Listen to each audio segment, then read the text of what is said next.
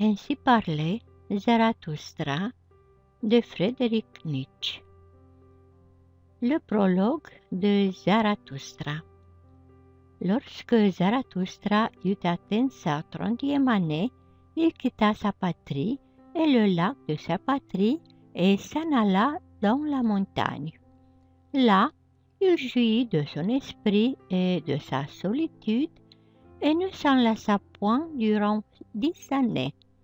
Mais enfin, son cœur se transforma et un matin, se levant avec l'aurore, il s'avança devant le soleil et lui parla ainsi. Ô grand astre, quel serait ton bonheur si tu n'avais pas ce que tu éclaires? Depuis 10 ans que tu viens vers ma caverne, tu te serais lassé de ta lumière et de ce chemin sans moi, mon aigle et mon serpent. Mais nous t'attendrions chaque matin, nous te prenions ton superflu et nous t'en bénissions. Voici. Je suis dégoûté de ma sagesse, comme l'abeille qui a amassé trop de miel. J'ai besoin de mains qui se tendent. Je voudrais donner et distribuer jusqu'à ce que les sages parmi les hommes soient redevenus joyeux de leur folie et les pauvres heureux de leur richesse. Voilà pourquoi je dois descendre dans les profondeurs, comme tu fais le soir quand tu vas derrière mes mers, apportant la clarté au-dessous du monde, ô astre débordant de richesse. Je dois disparaître ainsi que toi, me coucher, comme disent les hommes, vers qui je veux descendre. Bénis-moi donc, œil tranquille, qui peut avoir sans envie un bonheur même sans mesure. Bénis la coupe qui veut déborder, que l'eau toute dorée en découle, apportant partout le reflet de ta joie. Vois, cette coupe veut se vider à nouveau et Zarathustra veut redevenir homme. Ainsi commença le déclin de Zarathustra. 2. Zarathustra descendit seul des montagnes et il ne rencontra personne. Mais lorsqu'il arriva dans les bois, soudain se dressa devant lui un vieillard qui avait quitté sa sainte chaumière pour chercher des racines dans la forêt. Et ainsi parla le vieillard et il dit à Zarathustra. Il ne m'est pas inconnu, ce voyageur. Voilà bien des années qu'il passa par ici. Il s'appelait Zarathustra, mais il s'est transformé. Tu portais alors ta cendre à la montagne. Veux-tu aujourd'hui porter ton feu dans la vallée? Ne crains-tu pas le châtiment d'un incendiaire? Oui, je reconnais Zarathustra. Son œil est limpide et sur sa lèvre ne se creuse aucun pli de dégoût. Ne s'avance-t-il pas comme un danseur? Zarathustra s'est transformé. Zarathustra s'est fait enfant. Zarathustra s'est éveillé. Que vas-tu faire maintenant auprès de ceux qui dorment? Tu vivais dans la solitude, comme dans la mer, et la mer te portait. Malheur à toi, tu veux donc atterrir? Malheur à toi, tu veux de nouveau traîner toi-même un corps? Zarathustra répondit, j'aime les hommes. Pourquoi donc, dit le sage, suis-je allé dans les bois et dans la solitude. N'est-ce pas parce que j'aimais trop les hommes? Maintenant, j'aime Dieu. Je n'aime point les hommes. L'homme est pour moi une chose trop imparfaite. L'amour de l'homme me tuerait. Zarathustra répondit: Que je parlais d'amour? Je vais faire un présent aux hommes. Ne leur donne rien, dit le saint. Enlève-leur plutôt quelque chose et aide-les à le porter. Rien ne leur sera meilleur, pourvu qu'à toi aussi cela fasse du bien. Et si tu veux donner, ne leur donne pas plus qu'une aumône et attends qu'ils te la demandent. Non, répondit Zarathustra, je ne fais pas l'aumône. Je ne suis pas assez pauvre pour cela. Le saint se prit à rire de Zarathustra et parla ainsi. Tâche alors de leur faire accepter tes trésors. Ils se méfient des solitaires et ne croient pas que nous venions pour donner. À leurs oreilles, les pas du solitaire retentissent trop étrangement à travers les rues, défiant comme si la nuit, couchés dans leur lit, ils entendaient marcher un homme. Longtemps avant le lever du soleil, ils se demandent peut-être où se glisse ce voleur. Ne va pas auprès des hommes, reste dans la forêt. Va plutôt encore auprès des bêtes. Pourquoi ne veux-tu pas être comme moi, ours parmi les ours, oiseau parmi les oiseaux? Et que fait le saint dans les bois? Demanda Zarathustra. Le saint répondit: Je fais des chants et je les chante. Et quand je fais des chants, je ris, je pleure et je murmure. C'est ainsi que je loue Dieu. Avec des chants, des pleurs, des rires et des murmures, je rends grâce à Dieu qui est mon Dieu. Cependant, quel présent nous apportes-tu? Lorsque Zarathustra eut entendu ces paroles, il salua le saint et lui dit: Qu'aurais-je à vous donner? Mais laissez-moi partir en hâte, afin que je ne vous prenne rien. Et c'est ainsi qu'ils se séparèrent l'un de l'autre, le vieillard et l'homme, riant comme rient deux petits garçons. Mais quand Zarathustra fut seul, il parla ainsi à son cœur. Serait-ce possible? Ce vieux saint dans sa forêt n'a pas encore entendu dire que Dieu est mort. Lorsque Zarathustra arriva dans la ville voisine qui se trouvait le plus près des bois, il y rencontra une grande foule rassemblée sur la place publique, car on avait annoncé qu'un danseur de corde allait se faire voir. Et Zarathustra parla au peuple et lui dit: Je vous enseigne le surhumain. L'homme est quelque chose qui doit être surmonté. Qu'avez-vous fait pour le surmonter? Tous les êtres jusqu'à présent ont créé quelque chose au-dessus d'eux, et vous voulez être le reflux de ce grand flot, et plutôt retourner à la bête que de surmonter l'homme. Qu'est le singe pour l'homme? Une dérision ou une honte douloureuse, et c'est ce que doit être l'homme pour le surhumain, une dérision ou une honte douloureuse. Vous avez tracé le chemin du ver jusqu'à l'homme, et il vous est resté beaucoup de ver de terre. Autrefois, vous étiez singe, et maintenant encore, l'homme est plus singe qu'un singe.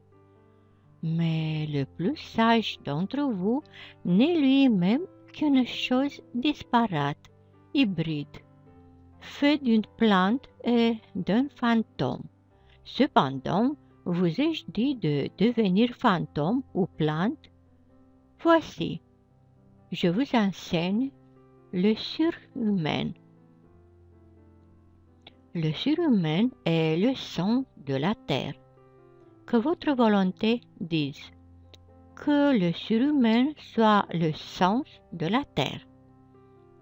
Je vous en conjure, mes frères, restez fidèles à la terre et ne croyez pas ceux qui vous parlent d'espoir supraterrestre. Ce sont des empoisonneurs, qu'ils le sachent ou non. Ce sont des contempteurs de la vie, des moribonds et des empoisonnés eux-mêmes, de ceux dont la terre est fatiguée. Qu'ils s'en aillent donc. Autrefois, le blasphème envers Dieu était le plus grand blasphème, mais Dieu est mort, et avec lui sont morts les blasphémateurs. Ce qu'il y a de plus terrible maintenant, c'est de blasphémer la terre et d'estimer les entrailles de l'impénétrable plus que le sens de la terre. Jadis, l'âme regardait le corps avec dédain, et rien alors n'était plus haut que ce dédain. Elle le voulait maigre, hideux, affamé. C'est ainsi qu'elle pensait lui échapper, à lui et à la terre. Oh, cette âme était elle-même encore maigre, hideuse et affamée, et pour elle la cruauté était une volupté. Mais vous aussi, mes frères, dites-moi, votre corps, qu'annonce-t-il de votre âme?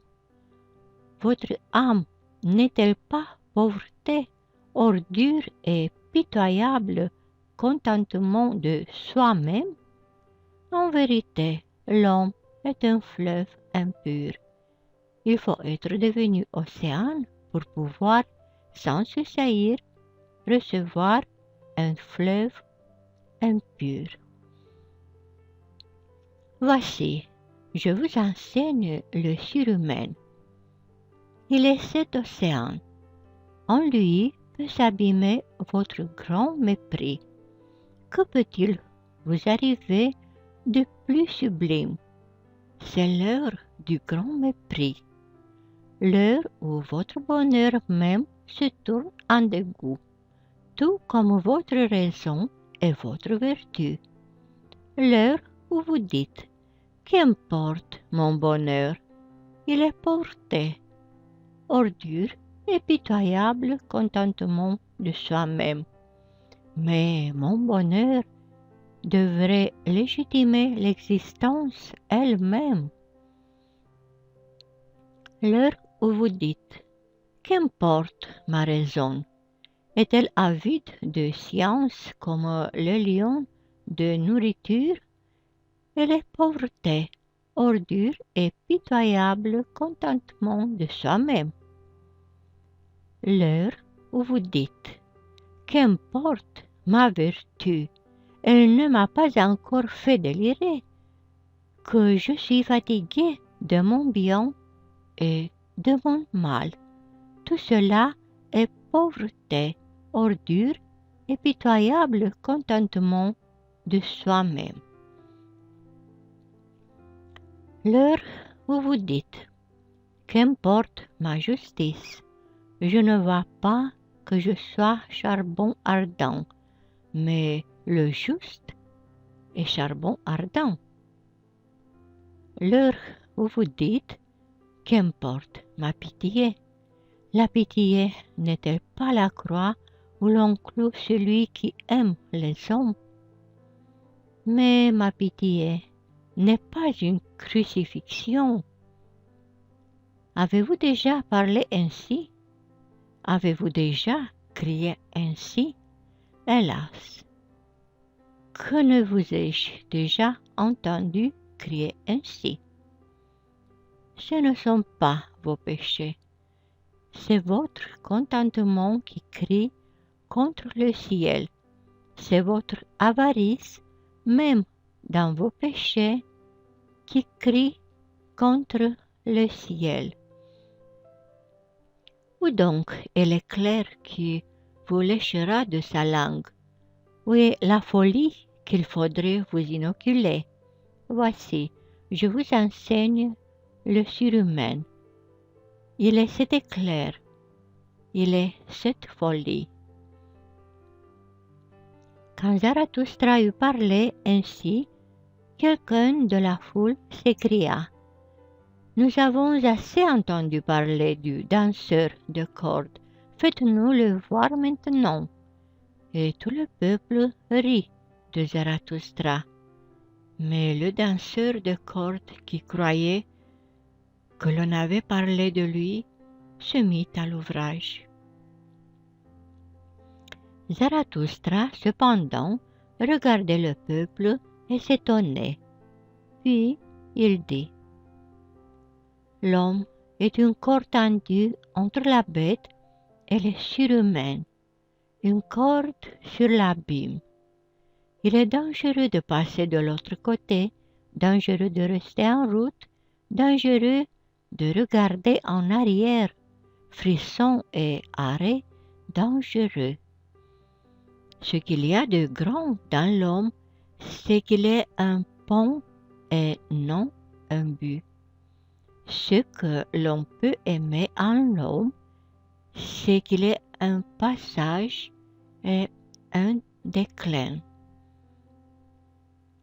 J'aime ceux qui ne savent vivre autrement que pour disparaître, car ils passent au-delà. J'aime les grands contempteurs, parce qu'ils sont les grands adorateurs, les flèches du désir vers l'autre rive.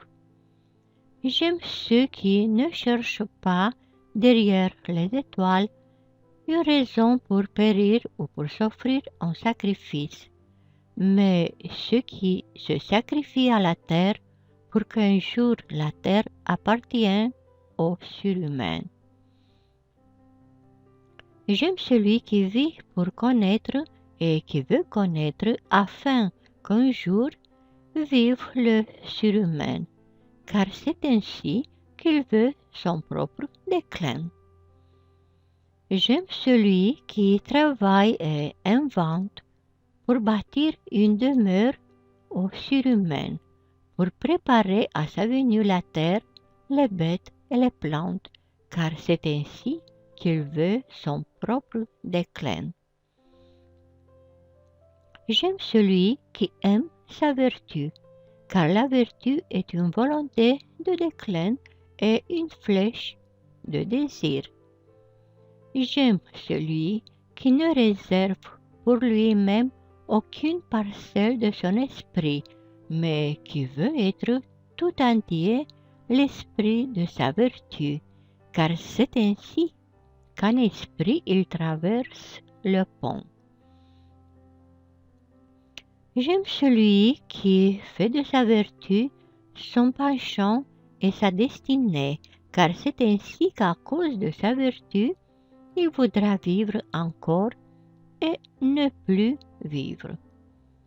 J'aime celui qui ne veut pas avoir trop de vertu. Il y a plus de vertu en une vertu qu'en deux vertus, c'est un nœud où s'accroche la destinée. J'aime celui dont l'âme se dépense, celui qui ne veut pas qu'on lui dise merci et qui ne restitue point, car il donne toujours et ne veut point se conserver.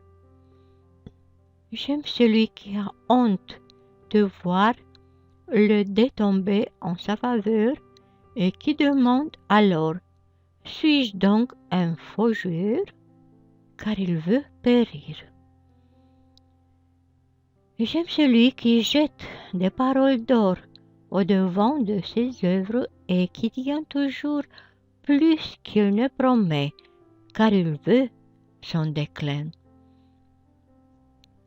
J'aime celui qui justifie ceux de l'avenir et qui délivre ceux du passé, car il veut que ceux d'aujourd'hui le fassent péril. J'aime celui qui châtie son Dieu, parce qu'il aime son Dieu, car il faut que la colère de son Dieu te fasse périr. J'aime celui dont l'âme est profonde, même dans la blessure, celui qu'une petite aventure peut faire périr, car ainsi, sans hésitation, il passera le pont.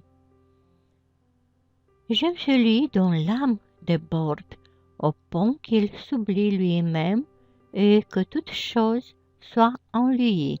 Ainsi, toutes choses deviendront son déclin. J'aime celui qui est libre de cœur et d'esprit.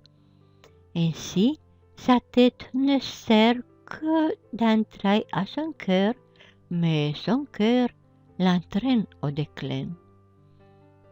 J'aime tous ceux qui sont comme de lourdes gouttes qui tombent une à une, de sombres nuages suspendus sur les hommes. Elle annonce l'éclair qui vient et disparaissent en visionnaire. Voici, je suis un visionnaire de la foudre, une lourde goutte qui tombe de la nuit. Mais cette foudre s'appelle le surhumain. Quand Zarathustra eut dit ces mots, il considéra de nouveau le peuple et se tut. Puis il dit à son cœur, « Les voilà qui se mettent à rire. Ils ne me comprennent point. Je ne suis pas la bouche qu'il faut à ses oreilles. Faut-il d'abord leur briser les oreilles afin qu'ils apprennent à entendre avec les yeux? Faut-il faire du tapage comme les cymbales et les prédicateurs de carême? Ou n'ont-ils foi que dans les becs, ils ont quelque chose dont ils sont fiers? Comment nomment-ils donc ce dont ils sont fiers? Ils le nomment civilisation, c'est ce qui les distingue des chevrières. C'est pourquoi ils n'aiment pas, quand on parle d'eux, entendre le mot de mépris. Je parlerai donc à leur fierté. Je vais donc leur parler de ce qu'il y a de plus méprisable, je veux dire le dernier homme. Et ainsi Zarathustra se mit à parler au peuple. Il est temps que l'homme se fixe à lui-même son but. Il est temps que l'homme plante le germe de sa plus haute espérance.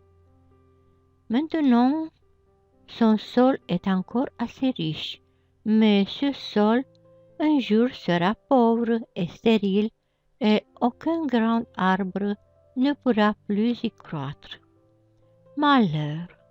Les temps sont proches où l'homme ne jettera plus par-dessus les hommes la flèche de son désir, où les cordes de son arc ne sauront plus vibrer.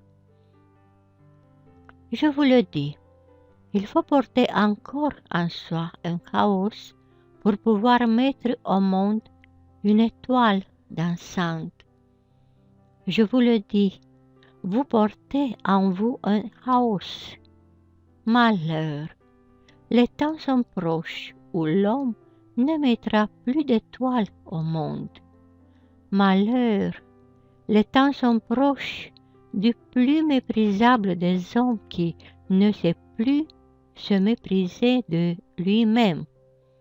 Voici, je vous montre le dernier homme. Amour, création, désir, étoile, qu'est cela? Ainsi demande le dernier homme et il cligne de l'œil. La terre sera alors devenue plus petite et sur elle sautera le dernier homme qui rapetisse tout. Sa race est indestructible comme celle du puceron. Le dernier homme vit le plus longtemps. Nous avons inventé le bonheur, disent les derniers hommes, et ils clignent de l'œil.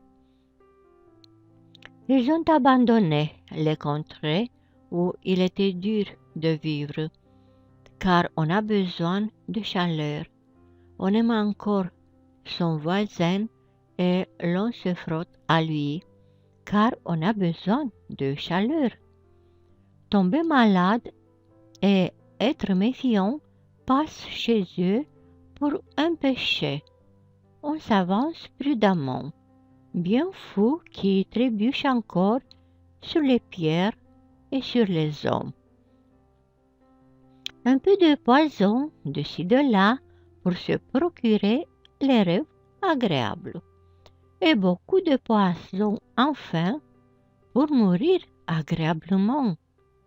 On travaille encore car le travail est une distraction, mais l'on veille à ce que la distraction ne débilite point. On ne devient plus ni pauvre ni riche. Ce sont deux choses trop pénibles. Qui voudrait encore gouverner? Qui voudrait obéir encore? Ce sont deux choses trop pénibles. Point de berger et un seul troupeau. Chacun veut la même chose. Tous sont égaux. Qui a d'autres sentiments va de son plein gré dans la maison des fous. Autrefois, tout le monde était fou, disent ceux qui sont les plus fins et ils clignent de l'œil. On est prudent et l'on sait tout ce qui est arrivé. C'est ainsi que l'on peut rayer sans fin. On se dispute encore, mais on se réconcilie bientôt car on ne veut pas se gâter l'estomac. On a son petit plaisir pour le jour et son petit plaisir pour la nuit, mais on respecte la santé. Nous avons inventé le bonheur, disent les derniers hommes, et ils clignent de l'œil. Ici finit le premier discours de Zarathustra, celui que l'on appelle aussi le prologue. Car en cet endroit, il fut interrompu par les cris et la joie de la foule. Donne-nous ce dernier homme, ô Zarathustra, s'écriait-il, rends-nous semblables à ces derniers hommes. Nous te tiendrons quitte du surhumain. Et tout le peuple jubilait et claquait de la langue. Zarathustra, cependant, devint triste et dit à son cœur: Ils ne me comprennent pas. Je ne suis pas la bouche qu'il faut à ses oreilles. Trop longtemps, sans doute, j'ai vécu dans les montagnes. J'ai trop écouté les ruisseaux et les arbres. Je leur parle maintenant comme à des chevriers. Placide est mon âme et lumineuse comme la montagne au matin, mais ils me tiennent pour un cœur froid et pour un bouffon aux railleries sinistres. Et les voilà qui me regardent et qui rient. Et tandis qu'ils rient, ils me haïssent encore. Il y a de la glace dans leur rire. Mais alors il advint quelque chose qui fit taire toutes les bouches et qui fixa tous les regards. Car pendant ce temps, le danseur du corde s'était mis à l'ouvrage. Il était sorti par une petite poterne et marchait sur la corde tendue entre deux tours au-dessus de la place publique et de la foule. Comme il se trouvait juste à mi-chemin, la petite porte s'ouvrit encore une fois et un gars bariolé qui avait l'air d'un bouffon sauta dehors et suivi d'un pas rapide le premier. En avant, bateau, cria son horrible voix. En avant, passereux, sournois, visage blême. Que je ne te chatouille pas de mon talon. Que fais-tu là, entre ces tours? C'est dans la tour que tu devrais être enfermé. Tu barres la route à un meilleur que toi. Et à chaque mot, il s'approchait davantage, mais quand il ne fut plus qu'à un pas du danseur de corde, il advint cette chose terrible qui fit taire toutes les bouches et qui fixa tous les regards. Il poussa un cri diabolique et sauta par-dessus celui qui lui barrait la route. Mais celui-ci, en voyant la victoire de son rival, perdit la tête et la corde. Il jeta son balancier et plus vite encore s'élança dans l'abîme comme un tourbillon de bras et de jambes. La place publique et la foule ressemblaient à la mer quand la tempête s'élève. Tout s'enfuyait en désordre et surtout à l'endroit où le corps allait s'abattre. Zarathustra, cependant, ne bougea pas, et ce fut juste à côté de lui que tomba le corps, déchiré et brisé, mais vivant encore. Au bout d'un certain temps, la conscience revint au blessé, et il vit Zarathustra agenouillé auprès de lui. « Que fais-tu là » dit-il enfin. « Je savais depuis longtemps que le diable me mettrait le pied en travers. Maintenant, il me traîne en enfer. Veux-tu l'en empêcher ?» « Sur mon honneur, ami, répondit Zarathustra, tout ce dont tu parles n'existe pas. Il n'y a ni diable ni enfer. Ton âme sera morte plus vite encore que ton corps. Ne crains donc plus rien. L'homme leva les yeux avec défiance. « Si tu dis vrai, répondit-il ensuite, je ne perds rien en perdant la vie. Je ne suis guère plus qu'une bête qu'on a fait danser avec des coups et de maigre nourriture. » « Non pas, dit Zarathustra, tu as fait du danger ton métier. Il n'y a là rien de méprisable. Maintenant, ton métier te fait périr.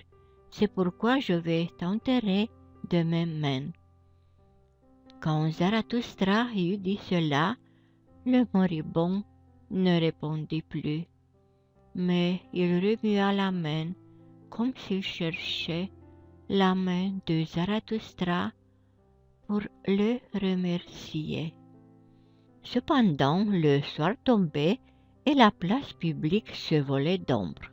Alors la foule commença à se dissiper car la curiosité et la frayeur même se fatiguent. Zarathustra, assis par terre à côté du mort, était noyé dans ses pensées. Ainsi, il oubliait le temps. Mais enfin, la nuit vint et un vent froid passa sur le solitaire.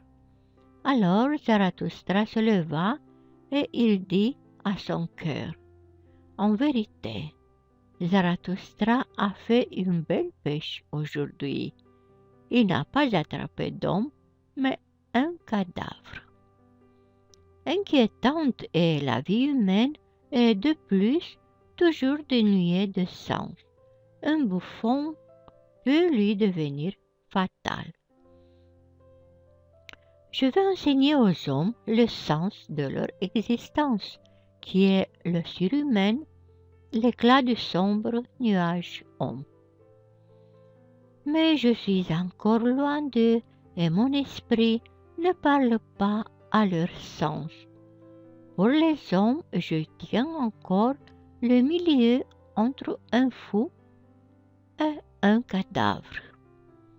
Sombre est la nuit, sombres sont les voix de Zarathustra. Viens, compagnon rigide et glacé, je te porte à l'endroit où je vais t'enterrer de mes mains.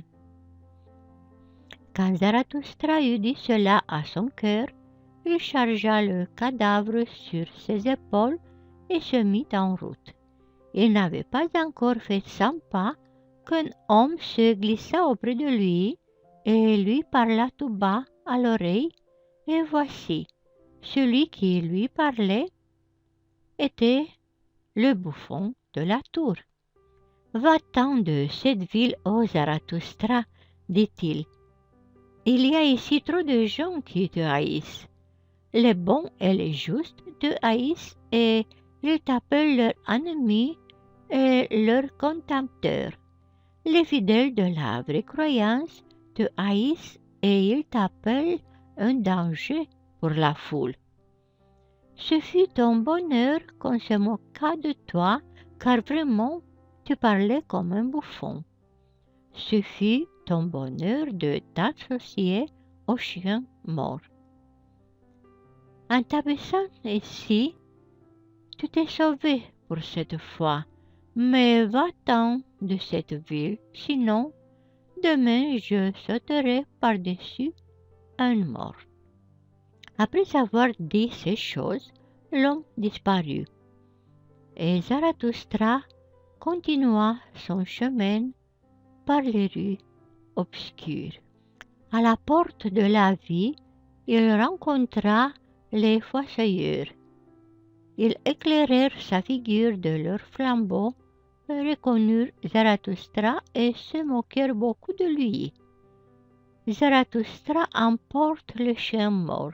Bravo, Zarathustra s'est fait fossoyeur, car nous avons les mains trop propres pour ce gibier.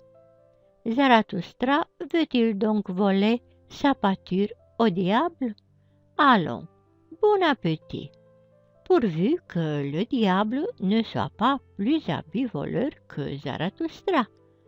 Il les volera tous deux, il les mangera tous deux, et ils riaient entre eux en rapprochant leurs têtes. Zarathustra ne répondit pas un mot et passa son chemin.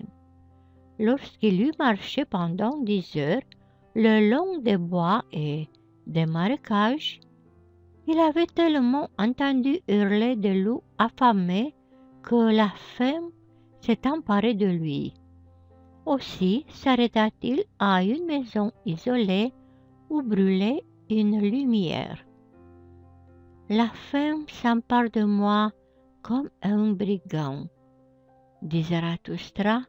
Au milieu des bois et des marécages, la faim s'empare de moi dans la nuit profonde. Ma faim a des singuliers caprices.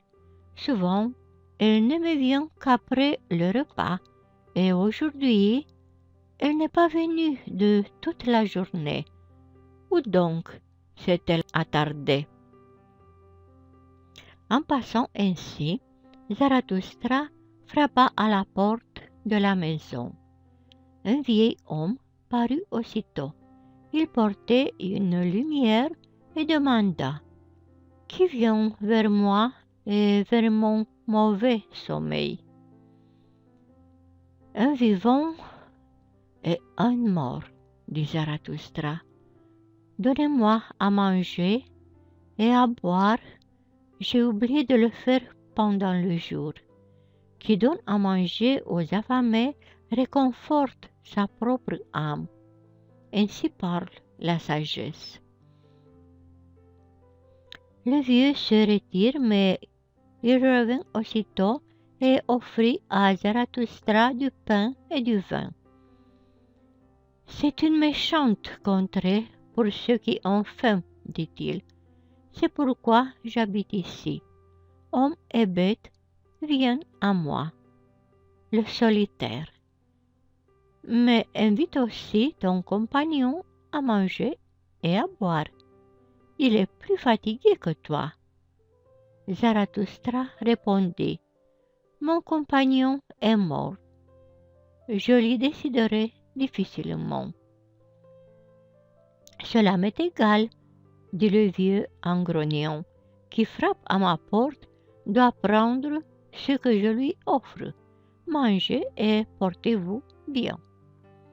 Ensuite, Zarathustra marcha de nouveau pendant 2 heures, se fiant à la route et à la clarté des étoiles, car il avait l'habitude des marches nocturnes et aimait à regarder en face tout ce qui dort. Quand le matin commença à poindre, Zarathustra se trouvait dans une forêt profonde et aucun chemin ne se dessinait plus devant lui. Alors il plaça le corps dans un arbre creux à la hauteur de sa tête, car il voulait le protéger contre les loups. Et il se coucha lui-même à terre sur la mousse. Et aussitôt il s'endormit, fatigué de corps, mais l'âme tranquille.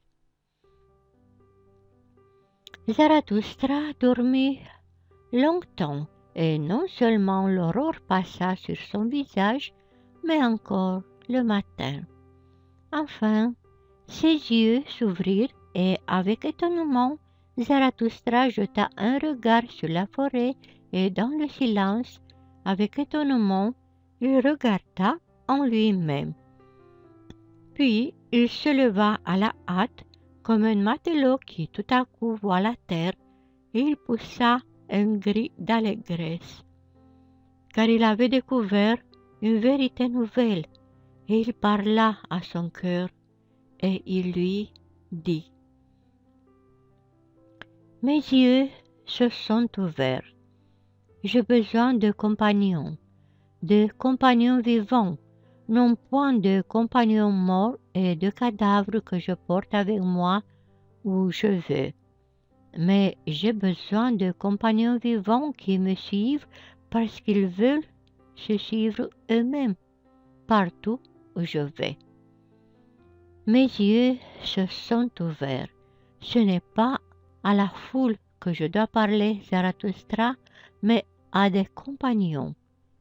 Zarathustra ne doit pas être le berger et le chien d'un troupeau. C'est pour enlever beaucoup de brebis du troupeau que je suis venu. Le peuple et le troupeau s'irriteront contre moi. Zarathustra veut être traité de brigand par les bergers. Je dis bergers, mais ils s'appellent les bons et les justes.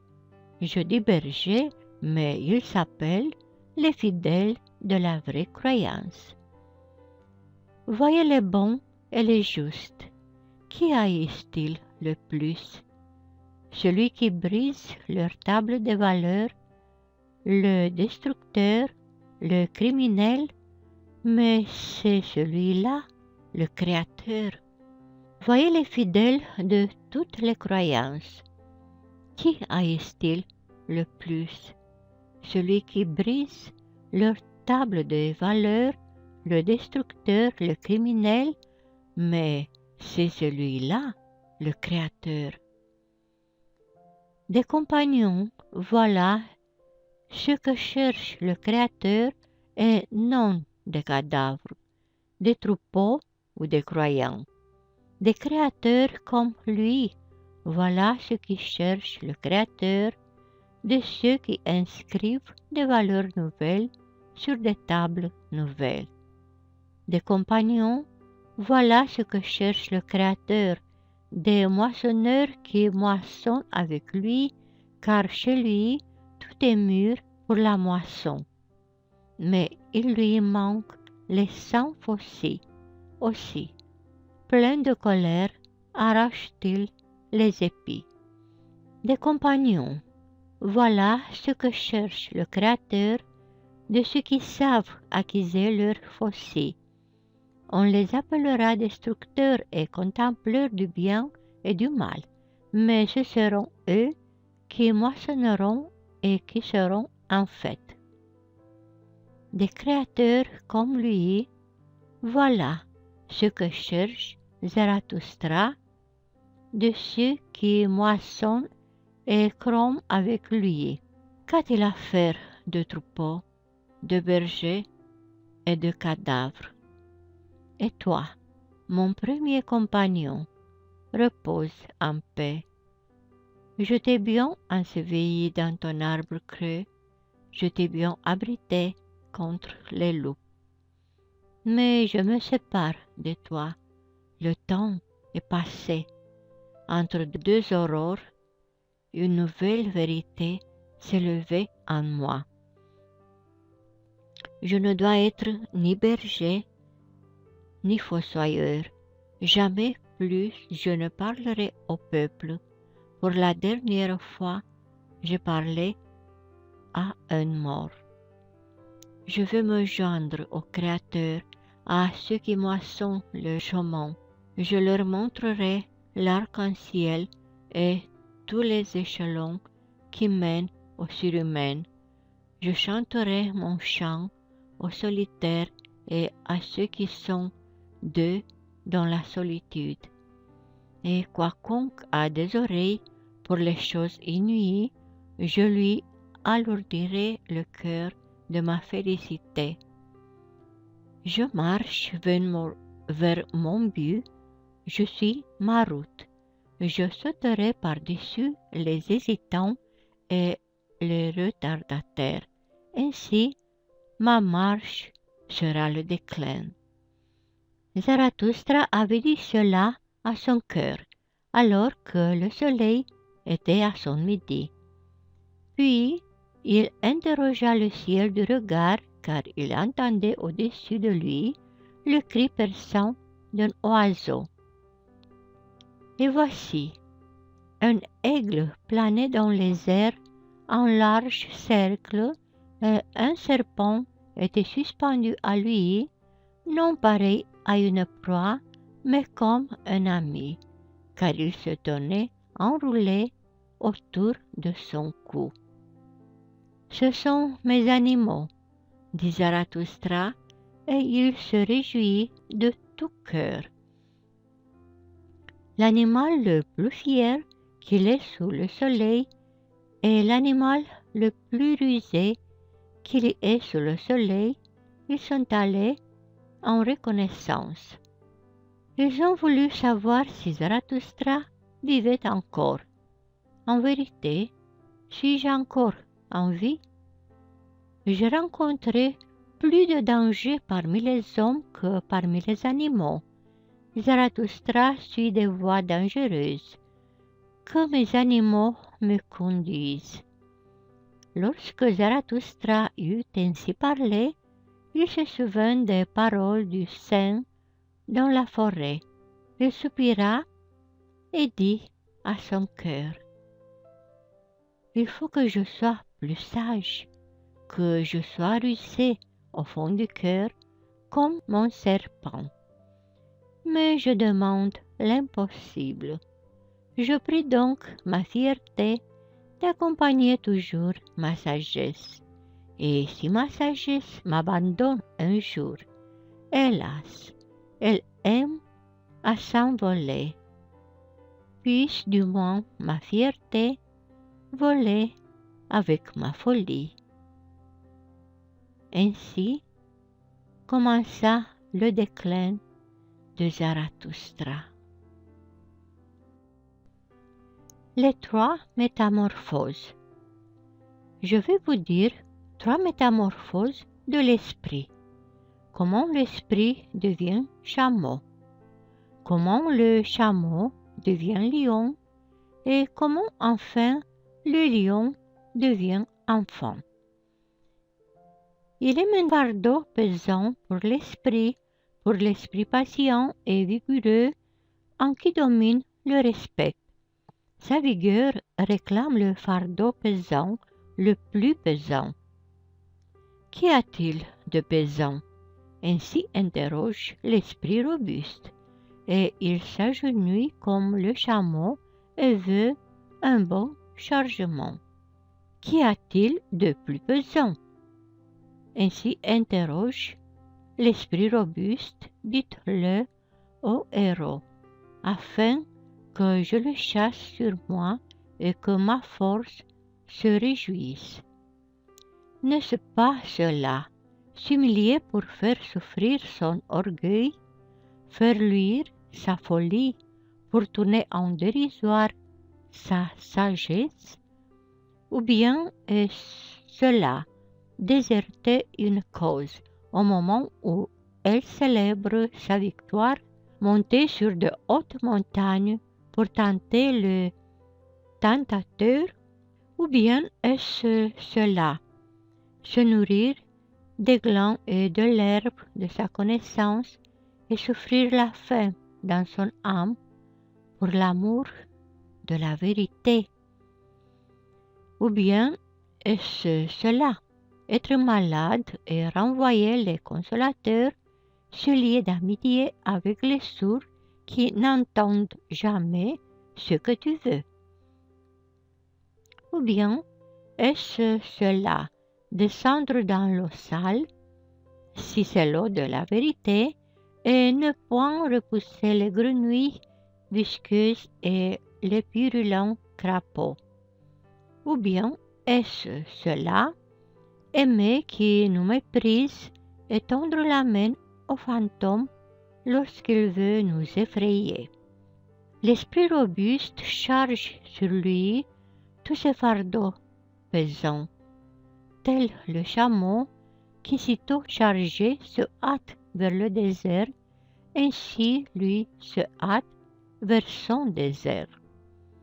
Mais au fond du désert, le plus solitaire, s'accomplit la seconde métamorphose. Ici, l'esprit devient lion. Il veut conquérir la liberté et être maître de son propre désert. Il cherche ici son dernier maître. Il veut être l'ennemi de ce maître comme il est l'ennemi de son dernier Dieu. Il veut lutter pour la victoire avec le grand dragon. Quel est le grand dragon que l'esprit ne veut plus appeler ni Dieu ni maître? Tu dois s'appelle le grand dragon, mais l'esprit du lion dit je veux. Tu dois le guide au bord du chemin étincelant d'or, sur sa carapace en 1000 éclairs, et sur chaque écaille brille en lettres dorées. Tu dois. Des valeurs de 1000 années brillent sur ces écailles et ainsi parle le plus puissant de tous les dragons. Tout ce qui est valeur brille sur moi.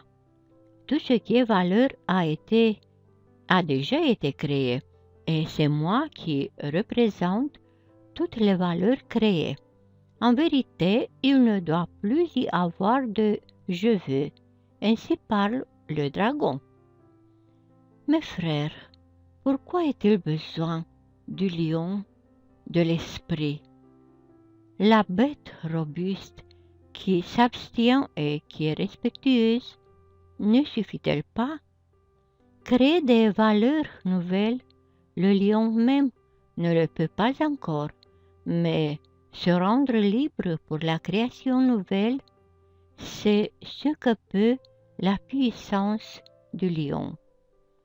Se faire libre, opposer une divine négation même au devoir, telle, mes frères, est la tâche où il est besoin du lion. Conquérir le droit de créer des valeurs nouvelles, c'est la plus terrible conquête pour un esprit patient et respectueux.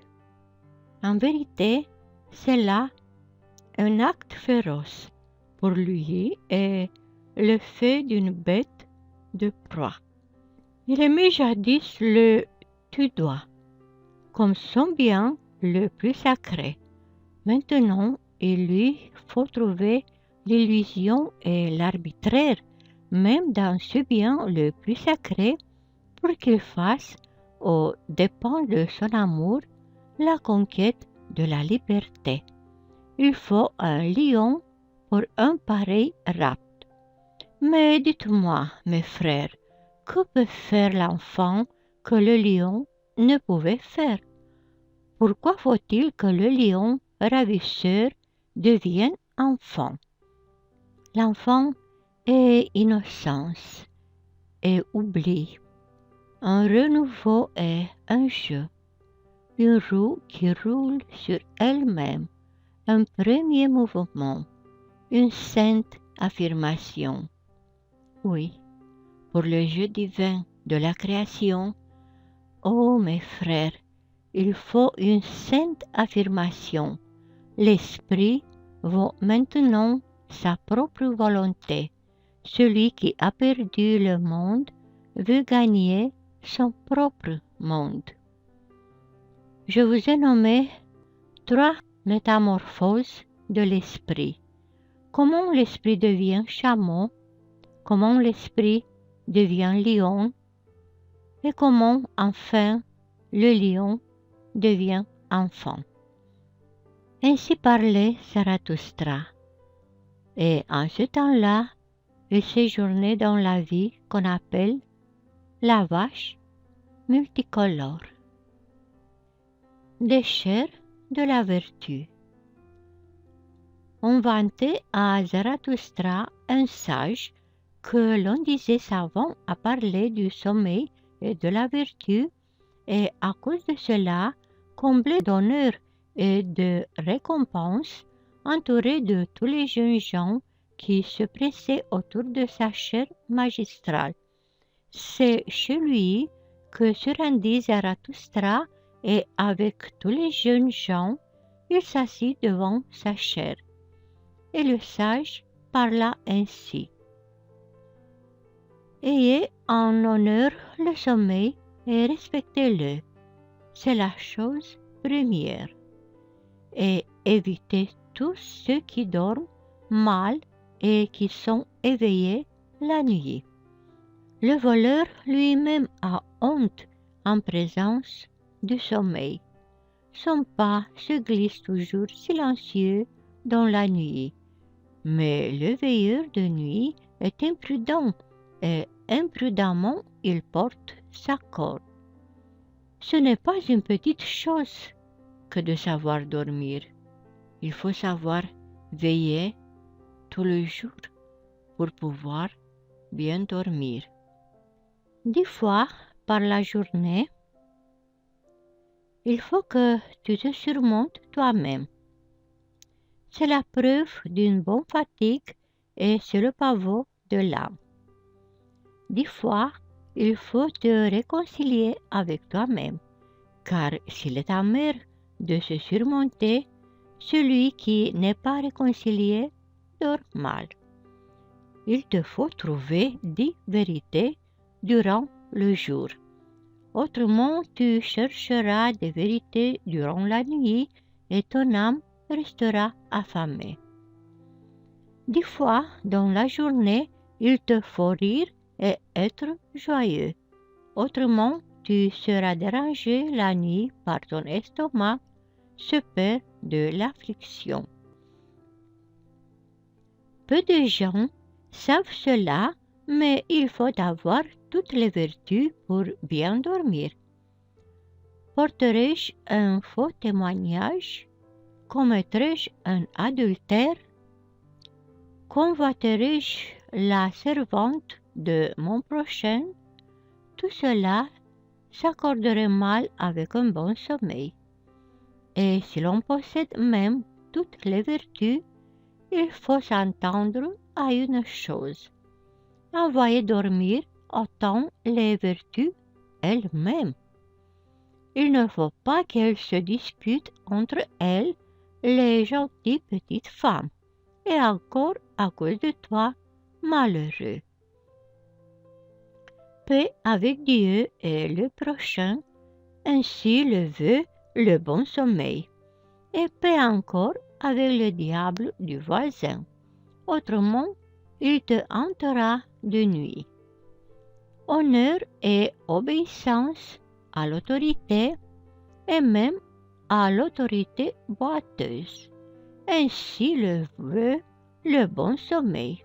Est-ce ma faute si le pouvoir aime à marcher sur des jambes boiteuses? Celui qui mène paître ses brebis sur la verte prairie sera toujours pour moi le meilleur berger. Ainsi le veut le bon sommeil. Je ne veux ni beaucoup d'honneur, ni de grands trésors. Cela fait trop de billes. Mais on dort mal sans un bon renom et un petit trésor.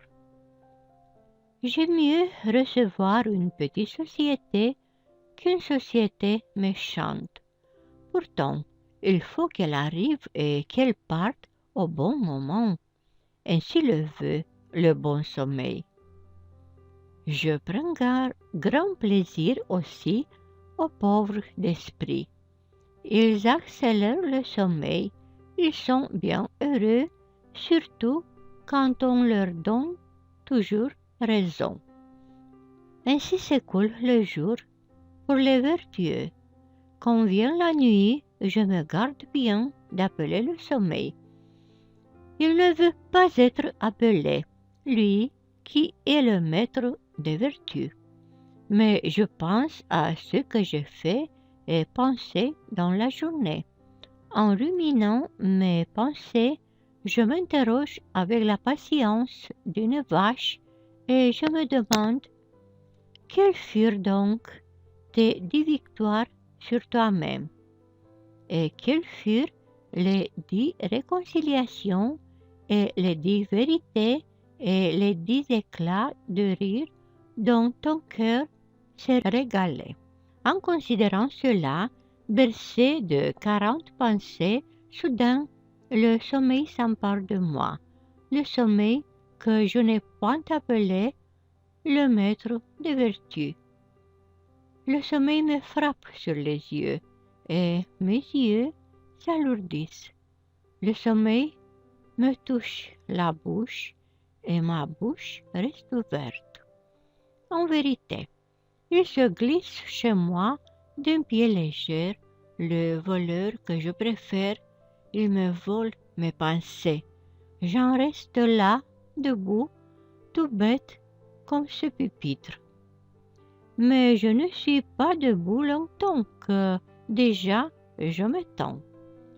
Lorsque Zarathustra entendit ainsi parler le sage, il se mit à rire dans son cœur, car une lumière s'était levée en lui, et il parla ainsi à son cœur, et lui dit, « Ce sage me semble fou avec ses 40 pensées, mais je crois qu'il entend bien le sommeil. Bienheureux déjà celui qui habite auprès de ce sage. Un tel sommeil est contagieux même à travers un mur épais. Un charme se dégage même de sa chair magistrale, et ce n'est pas en vain que les jeunes gens étaient assis aux pieds du prédicateur de la vertu. Sa sagesse dit, « Veillez pour dormir. » Et en vérité, si la vie n'avait pas de sens et qu'il fallait que je choisisse un non-sens, ce non-sens-là me semblerait le plus digne de mon choix. Maintenant je comprends ce que jadis on cherchait avant tout lorsque l'on cherchait des maîtres de la vertu. C'est un bon sommeil que l'on cherchait et des vertus couronnées de pavots. Pour tous ces sages de la chair, ces sages tant vantés, la sagesse était le sommeil sans rêve. Il ne connaissait pas de meilleur sens de la vie. De nos jours encore, il y en a bien quelques autres qui ressemblent à ce prédicateur de la vertu et ils ne sont pas toujours aussi honnêtes que lui.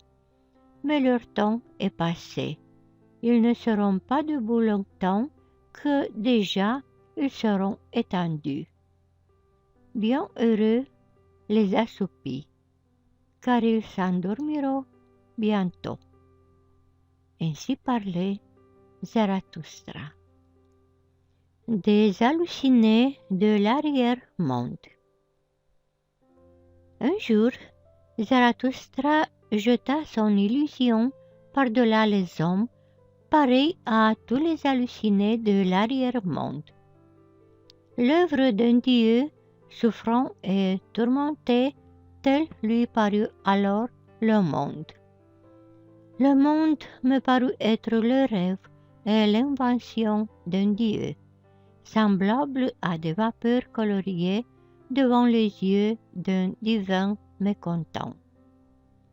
Bien et mal, et joie et peine, et moi et toi, c'était là pour moi des vapeurs coloriées devant les yeux d'un créateur. Le créateur voulait détourner les yeux de lui-même.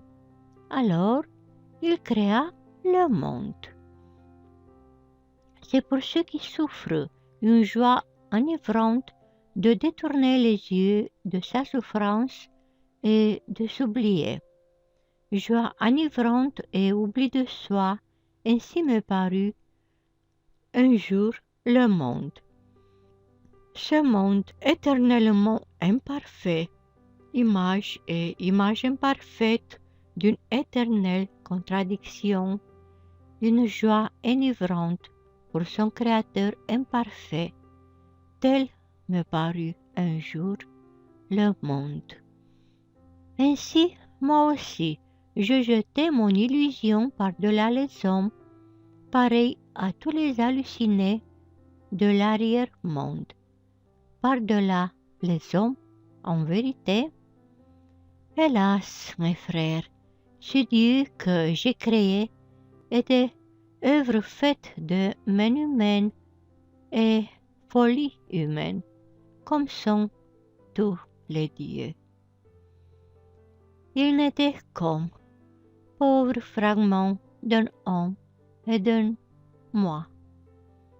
Il sortit de mes propres cendres et de mon propre brasier, ce fantôme, et vraiment, il ne me vint pas de l'au-delà. Qu'arriva-t-il alors, mes frères? Je me suis surmonté, moi qui souffrais. Je portais ma propre cendre sur la montagne. J'ai inventé pour moi une flamme plus claire.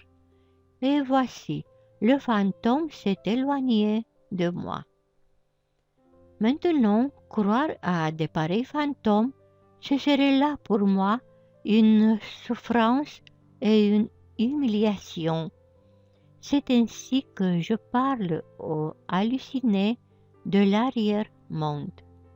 Souffrance et impuissance, voilà ce qui créa les arrière-mondes et cette courte folie du bonheur que seul connaît celui qui souffre le plus. La fatigue qui, d'un seul bond, veut aller jusqu'à l'extrême d'un bond mortel. Cette fatigue pauvre et ignorante qui ne veut même plus vouloir, c'est elle qui créa tous les dieux et tous les arrière-mondes. Croyez-moi, mes frères, ce fut le coup qui désespéra du corps. Il tâtonna des doigts de l'esprit égaré, il tâtonna le long des derniers murs. Croyez-moi, mes frères, ce fut le corps qui désespéra la terre. Il entendit parler le ventre de l'être. Alors, il voulut passer la tête à travers les derniers murs et non seulement la tête. Il voulut passer dans l'autre monde. Mais l'autre monde est bien caché devant les hommes. Ce monde efféminé est un humain qui est un néant céleste. Et le ventre de l'être ne parle pas à l'homme, si ce n'est comme l'homme. En vérité, il est difficile de démontrer l'être et il est difficile de le faire parler.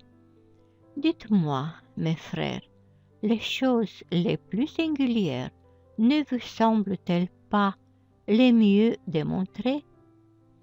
Oui, ce moi, la contradiction et la confusion de ce moi affirme le plus loyalement son être, ce moi qui crée, qui veut et qui donne la mesure et la valeur des choses. Et ce moi, l'être le plus loyal, parle du corps et veut encore le corps, même quand il rêve et s'exalte en voletant de ses ailes brisées. Il apprend à parler toujours plus loyalement, ce moi. Et plus il apprend, plus il trouve de mots pour exalter le corps et la terre. Mon moi m'a enseigné une nouvelle fierté. Je l'enseigne aux hommes. Ne plus cacher sa tête dans le sable des choses célestes, mais la porter fièrement, une tête terrestre qui crée le sang de la terre. J'enseigne aux hommes une volonté nouvelle, suivre volontairement le chemin qu'aveuglement les hommes ont suivi, approuver ce chemin et ne plus se glisser à l'écart comme les malades et les décrépits. Ce furent des malades et des décrépits qui méprisèrent le corps et la terre, qui inventèrent les choses célestes et les gouttes du sang rédempteur. Et ces poisons doux et lugubres, c'est encore au corps et à la terre qu'ils les ont empruntés. Ils voulaient se sauver de leur misère et les étoiles leur semblaient trop lointaines. Alors ils se mirent à soupirer. Hélas, que n'y a-t-il de voix célestes pour que nous puissions nous glisser dans un autre être et dans un autre bonheur? Alors ils inventèrent leur artifice et leurs petites boissons sanglantes. Ils se crurent ravis loin de leur corps et de cette terre, ces ingrats. Mais à qui devraient-ils le spam et la joie de leur ravissement? À leur corps et à cette terre. Zarathustra est indulgent pour les malades. En vérité, il ne s'irrite ni de leur façon de se consoler, ni de leur ingratitude. Qu'ils guérissent et se surmontent et qu'ils se créent un corps supérieur. Zarathustra ne s'irrite pas non plus contre le convalescent qui regarde avec tendresse son illusion perdue et erre à minuit autour de la tombe de son Dieu. Mais dans les larmes que verse le convalescent, Zarathustra ne voit que maladie et corps malade. Il y eut toujours beaucoup de gens malades parmi ceux qui rêvent et qui languissent vers Dieu. Ils haïssent avec fureur celui qui cherche la connaissance. Ils haïssent la plus jeune des vertus qui s'appelle loyauté. Ils regardent toujours en arrière vers des temps obscurs. Il est vrai qu'alors la folie et la foi étaient autre chose. La fureur de la raison apparaissait à l'image de Dieu et le doute était péché. Je connais trop bien ceux qui sont semblables à Dieu. Ils veulent qu'on croie en eux et que le doute soit un péché. Je sais trop bien à quoi ils croient eux-mêmes le plus. Ce n'est vraiment pas à des arrière-mondes et aux gouttes du sang rédempteur. Mais eux aussi croient davantage au corps et c'est leur propre corps qu'ils considèrent comme la chose en soi. Mais le corps est pour eux une chose maladive et volontiers ils sortiraient de leur peau. C'est pourquoi ils écoutent les prédicateurs de la mort et ils prêchent eux-mêmes les arrière-mondes. Écoutez plutôt, mes frères, la voix du corps guéri. C'est une voix plus loyale et plus pure. Le corps saint parle avec plus de loyauté et plus de pureté. Le corps complet, carré de la tête à la base, il parle du sang de la terre. Ainsi parlait Zarathustra.